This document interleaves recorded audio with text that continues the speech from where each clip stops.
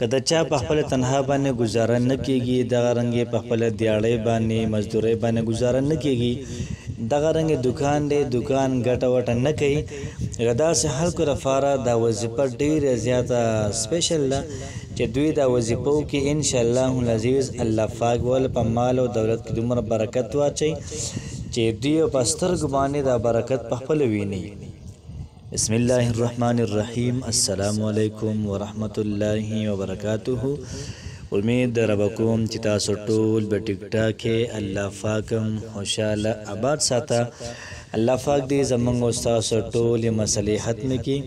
الله پاک دې زمونږ استاد ټول حاجات دا پوره کړي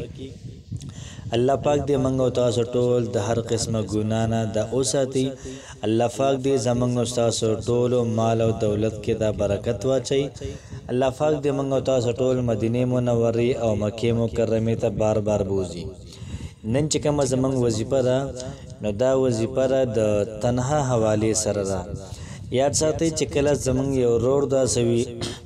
چې دا په جاب باندې وي کو سرکاري کې وي کو په پرایویټ کې وي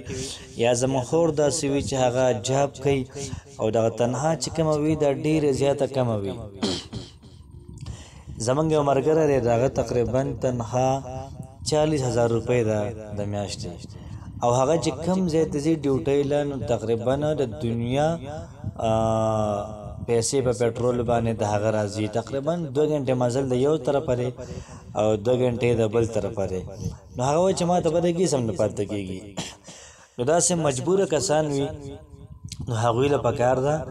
چې کله تنها والی نه په هغه د وظیفه وکي یو خبره شوله دویمه خبر دا چې تنها ته لا ټایم شته دی هغه نه مخکې دا وظیفه سٹارټ کړي چې کله مخکې نه وظیفه شروع کړله تنها راځي ان شاء الله العزیز په دغه تنها به باندې گزاره کیږي دونه برکت به دغه تنها کې الله پاک وا چې دومره برکت چې دیو په خپل سترګو دا برکت ویني دا زنویم د الله پاک په قران مجید کې وایي چې کم سړی دا ذکر کوي زول په مال او دولت کې برکت اچم او مال او دولت له سیوا کوم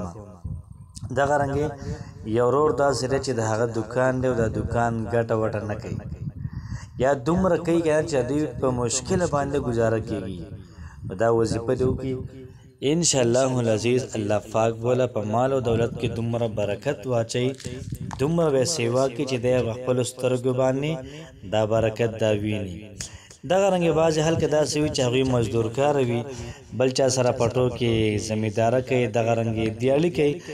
نو هغه وایي چې زموږ په دې دیالي باندې گزاره نه کیږي ځکه چې 500 روپۍ دیالي څه شی راته 100 روپۍ دیالي دا څه شی دی پرې باندې هوی سم نه کیږي نو دا څه قسم له خلق دوی کو دا وظیفه شروع کی ان شاء الله العزیز الله پاک بول په خزه کې دیالي مور کی دغه رنګ الله پاک به په مال کې ډیر زیات خیر او برکت دا واچي نو یاد ساتئ چې ډیر زیاته اعلی ډیر زیاته زبردست وظیفه را کوشش وکړئ چې دا وظیفه مس نه کې دا شروع کړئ زه هوایم چې د هر مانځنه بعد کوي ان شاء الله العزیز دې ثمرات د دې فائدې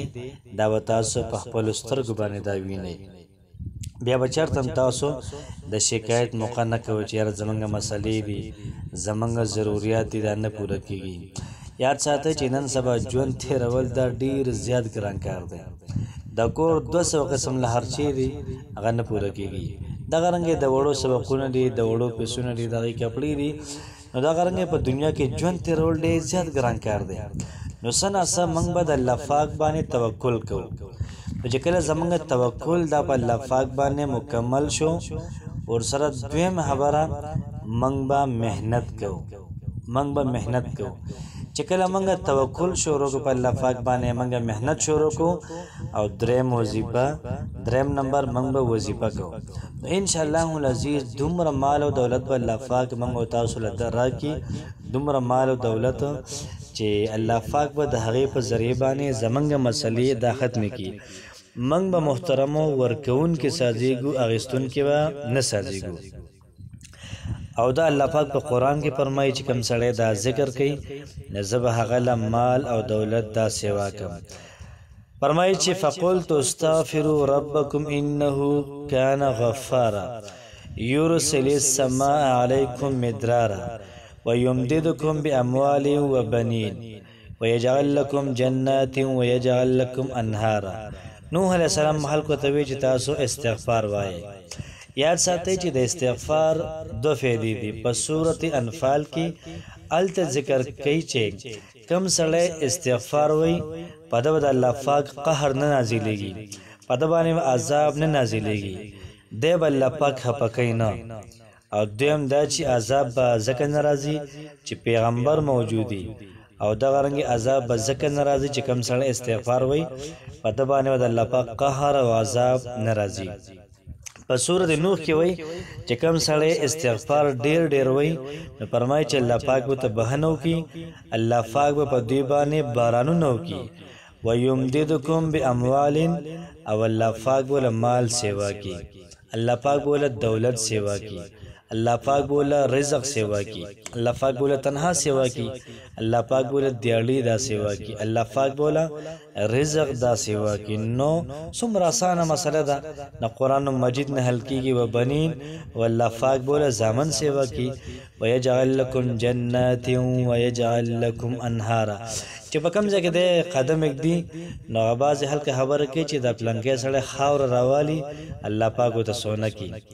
چې کوم ځای کې دا زحپه اږدی نو هغه ځای کې به شینکې وي، هغه ځای کې به نهرونه وي. مطلب دا ښه د موضوع زندګي به وي، ښه د موضوع ښه د آرام زندګي به دا وي. او دغه رنګې الله پاک به تاسو له هغه عزت دا ورسره درکړي. نو کوشش محترمه پکار ده چې روزانه موږ 1200 پیرې د استغفار وایو. 1200 پیرې که موږ په یو ځل نشو ویلی نو موږ له پکار چې موږ دا تقسیم کړو، د هر مانځه نه بعد ځان له حساب برابر کړو چې د سهار نه واله د ماسخوتن پورې موږ 1200 پیرې روزانه د استغفار دا وایو. انشاءالله العزیز الله پاک به د استغفار په توپیل باندې، الله پاک به د استغفار په وجه باندې زمونږ او ستاسو ټولې مسلې دا ختم کړي. استغفار دا د الله پاک د خزانو نه یو خزانه ده. بس یو معمولی ټکي دی ورکوټه غونډې استغفر الله سکند پې نه لګي. چې کوم سړی استغفر الله وایي نو الله پاک د انسان ټول ګناهونه معاف کوي، الله پاک له مال او دولت ورکوي. که دا نشي ویلی دا دی وی استغفر الله ربی من کل ذنب و اتوب الیه. دام ویلی شي، دام ویلی شي استغفر الله الذي لا اله الا هو الحي القيوم و اتوب الیه. یو عالم فرمایل چې کوم سړی د پیسو دپاره استغفار وایي نو داسې به وایي استغفر الله الذي لا اله الا هو الحي القيوم. په دې باندې به زبر وایي ځکه چې پیسې سپکې دي او دغه رنګې دا زبر حرکات دام بری حرکتونو کې سپک دي. نو الله پاک د انسان له ډیر زیاته مال او دولت ورکوي. نو کوشش محترم دا شروع کو غټ استغفار ویلی شي، وړو کې ویلی شي استغفار دا شروع کوي. او دغه رنګې د استغفار ډیر زیات فواید دي که نه. دومره حدیث دي دومره چې کوم سړی یو پیر توبه وباسي الله پاک فرشتو ته وایي تاسو په اسمانونو کې چراغا کوي، تاسو اسمانونه هسته کوي. فرشتې وایي الله ولی الله پاک ورته فرمایي چې نن زما بنده ما سره روغ وکړله. په استغفار کې مال هم شته، دولت هم پکې دی، رزق هم پکې دی، هر څیز پکې دی، د موضوع زندگی پکې ده، د الله پاک رضا پکې ده. محترم هر څیز دا په استغفار کې دی. نو کوشش وکړو چې په خپل هم استغفار ووایو او دغه رنګ نور مرګرو سره هم شریک کړو. نو په دې ثواب کې په خپل هم شریک شي، نور مرګري یا نور خویندې دا ځان سره شریک کړي. داسې قسم د وظایف دا کور کې زنانو ته ووایي،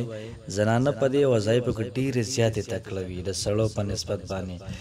نو کوشش به کوو چې سړي دې هم دا وظیفه وکړي، هلکان دې هم وکړي، دغه رنګه زنانه او ښځې دې هم وکړي. نو انشاءالله العزیز ډېره زیاته لویه فایده به وي. زموږ د چینل مقصد هم دا دی چې خلکو ته تعلیم ورکړو او دغه رنګې خلک د غلطې لار نه رامنې کړو. دغه رنګې د خلکو په خولو باندې د الله پاک او ښکلي ښکلي نومونه راولو، د خلکو په خولو باندې د قرآن مجید تلاوت راولو. بس دغه یو مقصد دی، دغه یو مرام دی. دغه راغستې کوشش کوو. نو زم کوشش کوم، تاسو هم کوشش کوئ چې د الله پاک دا دین دا مخلوقاتو ته ورسو. الله پاک هم خوشحاله ساته. السلام علیکم ورحمت الله وبرکاته.